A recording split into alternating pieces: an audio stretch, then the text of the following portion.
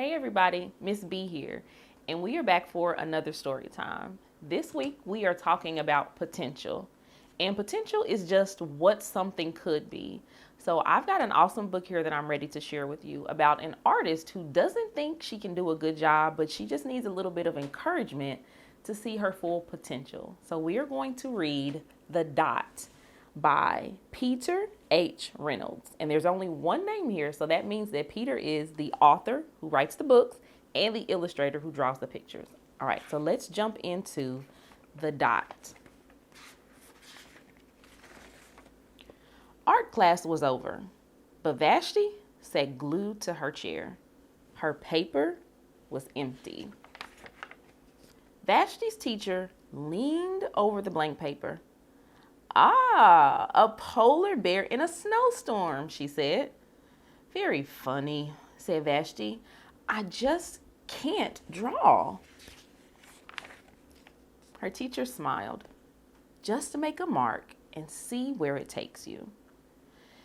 Vashti grabbed a marker and gave the paper a good strong jab. There. Her teacher picked up the paper and studied it carefully.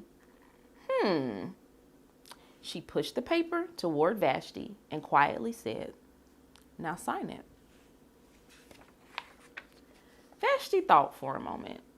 Well, maybe I can't draw, but I can sign my name. The next week, when Vashti walked into art class, she was surprised to see what was hanging above the teacher's desk. It was the little dot she had drawn, her dot, all framed in swirly gold. I can make a better dot than that. She opened her never before used set of watercolors and set to work. Vashti painted and painted. A yellow dot, a green dot, a red dot, a blue dot. The blue dot mixed with red, she discovered that she could make a purple dot. Vashti kept experimenting. Lots of little dots in many colors. Sounds like she's on to something. Let's see where this takes her. If I can make little dots, I can make big dots too. Vashti splashed her colors with a bigger brush on bigger paper to make bigger dots. Vashti even made a dot by not painting a dot. It's pretty cool. Oh, this is awesome. At the school art show a few weeks later, Vashti's many dots made quite a splash. She did a really good job using that one dot to create all of this art. Vashti noticed a little boy gazing up at her. You're a really great artist. I wish I could draw, he said. I bet you can, said Vashti. Me? No, not me. I can't draw a straight line with a ruler. Vashti smiled. She handed the boy a blank sheet of paper. Show me. The boy's pencil shook as he drew his line. Vashti stared at the boy's squiggle, and then she said, what do you think she's going to say to him? Please sign it. That sounds like the same encouragement her teacher gave to her. The end. All right, so what did you guys think of the dot?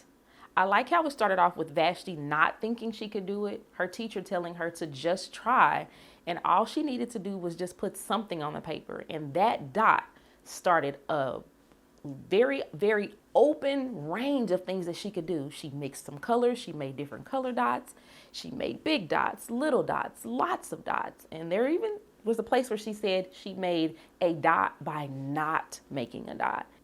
And she was even able to encourage someone else who saw the potential in her art that she didn't see in herself from the beginning.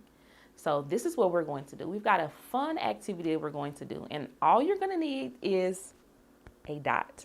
All right, so you're going to grab some paper, some pens, some markers, whatever you've got laying around. You can even grab some magazines and some scissors and glue to do some collage art. But gather your family around because we're going to make our own dot art. That's right. And don't worry, it's going to be fun. There is no right or wrong way to do this. You're just going to come up with something that comes from your creative mind from a dot, all right? And as you're going through your dot art, you can talk with your family about their inspiration for their dot art. What was it something that they saw that made them think of this? Was it something that they remembered?